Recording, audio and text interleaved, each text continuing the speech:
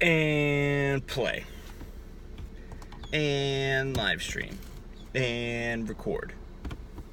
Look at the quality of camera. We've come a long way since the flip phone. I told you I just watched Steve Jobs' presentation the other day when the iPhone came out. What a revolutionary thing. And now we look at it like, well, of course it has a 2 megapixel camera. Well, of course it's got Bluetooth. Dude, it's connecting through the sky and talking to other electronic devices. That's pretty cool. I think that's pretty cool to me. I just know how to hit a ball. I got the stick in the ball mentality. Everyone's got different gifts.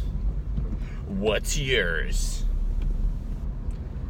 I had a wonderful conversation this morning with one of the parents from the kids that are in the camp, and she's a teacher, and she works with, I want to say like 3rd graders or something like that.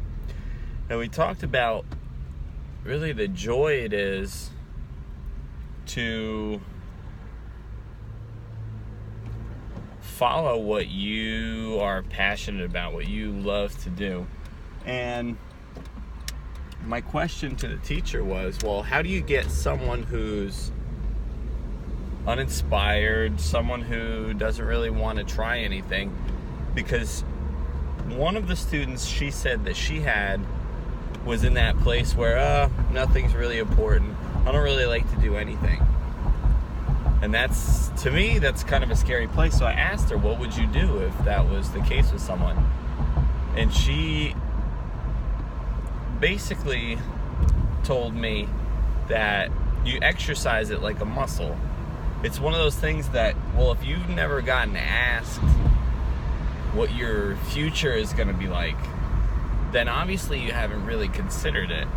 And I know as kids, we definitely have the ability and the free time to dream a little bit and to really enjoy ourselves and consider what's possible. And I think we lose that as we get older. And I truly believe it's such an important thing to remember, because otherwise we'll start living in reaction of things happening to us rather than going out and making them ourselves. I think that we learn over time that, wait, I'm in charge here. I mean, as a kid, you feel it. You're like, yeah, I'm in charge. I'm the boss, you know? I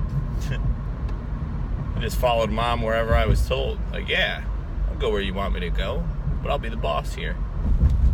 And then as you start to get older, you start following rules, and you got to learn your way on how to assimilate into a lot of social norms and how things are done. And it's scary. It becomes scary. So we kind of resort to what we know, which is what everybody else is doing. And unfortunately, there's a lot of people that are, well, for whatever reason, there's people that are misguided. And those are sometimes the people we tend to follow. And it's only as I've gotten older that I noticed I don't want to just follow anybody. I want to follow people that have what I want. That way I can just repeat what they did. I don't have to beat around the bush a little bit. I can learn from their mistakes. I can take their guidance on certain things and make my own decisions. And it's a muscle that I've exercised over time. And this teacher, it was really cool on a very basic level. You've got 3rd grade students that still need to exercise that. And she said she had experienced a little bit of discomfort when she didn't know halfway through the year which ones were artists, which ones were the ones that like to read or write or express themselves this way, or were social butterflies, or whatever it was. And it was interesting just to see a teacher's perspective and her responsibility in this whole in this whole equation here. I thought that was pretty cool. So I know one of the things I just have learned over time and I'm certainly getting better at this. I'm not perfect at it, but I do ask questions where I can kind of see who I'm getting to know, and I'll learn a lot about them by how they answer the questions that I ask. And it's not meant to probe or kind of run someone through I just want to know who you are. I want to know who you are, and I want to spend my time with winners, and certainly don't want to spend my time with losers. I think it's a really basic thing for me.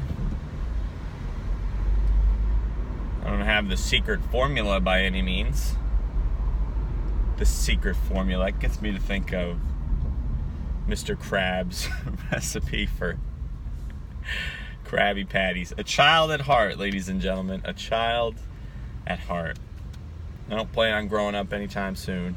So, man, I used to watch that show all the time growing up. On the weekends, after school. It's a good time spending with my brothers. Yeah. A couple shows. I watched SpongeBob, Johnny Bravo, Ed, and Eddie. What else? Dragon Ball Z. I remember, what was that? Watching Scooby-Doo all the time. Frickin' Scooby-Doo. What a name for a dog. What a wonderful life. What a wonderful life. Those were the days, man. Take me back. Take me back to the good old days. Where every day was a dream. Nah, every day is still a dream. I'm just getting better and better at it. It's really cool to see what I can come up with out here. See what we can come up with. I'm enjoying sharing everything that I'm going through it, and albeit a bit unorthodox, I think there's a lot of truth in it. And that's actually one thing that the lady I was talking to today said. Well, my teaching style's a bit unorthodox. That's how I knew immediately we were going to get along. I said, we need more of you out there. We need more unorthodox people. And it's not different for the sake of being different. It's different for the sake of introducing an alternative. And by all means, I've had a lot of wild alternatives that, can serve an example. It's not my way or the highway. It's my way or your way. Whatever result you're looking for. This is what I did. Here's what I have to show for it. And that's kind of the race that we're running. So, it's interesting to share with certain people what you learn from certain people, and it's nice to meet people that are going to share their 2 cents, and you can really get into a conversation quickly with them. It's something I'm looking for a lot more as I go on. I'm just excited, man. There's a lot of good things going on. A lot of good things. So, now I'm going to play some golf.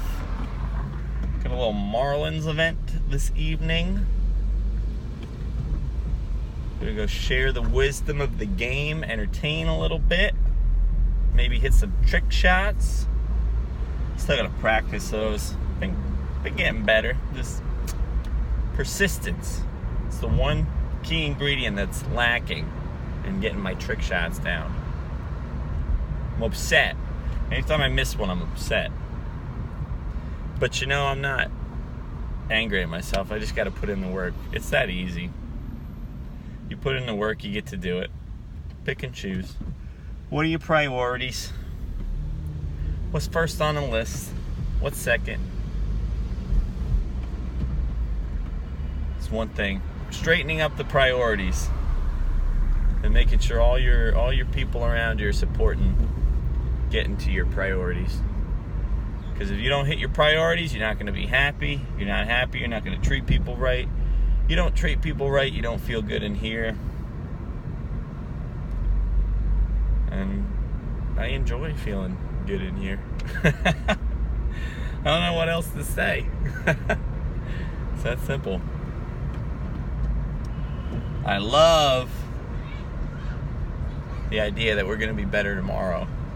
I love the idea that we can do something about the things that are not perfect. And I love the idea that I get to share it with everybody. And I love that you guys don't have to make the same mistakes that I did. So, let's collaborate. Let's work together. All right? That's all I want to share today. Short and sweet. Thank you all for listening. This has been a wonderful segment of Inspired by Matt. Truly honored to be your host. Looking forward to tomorrow's episode, which I don't know what the title will be, otherwise I would tell you. We're going to make it up as we go, and that's the way the cookie crumbles. All right, guys. Thank you. Take care.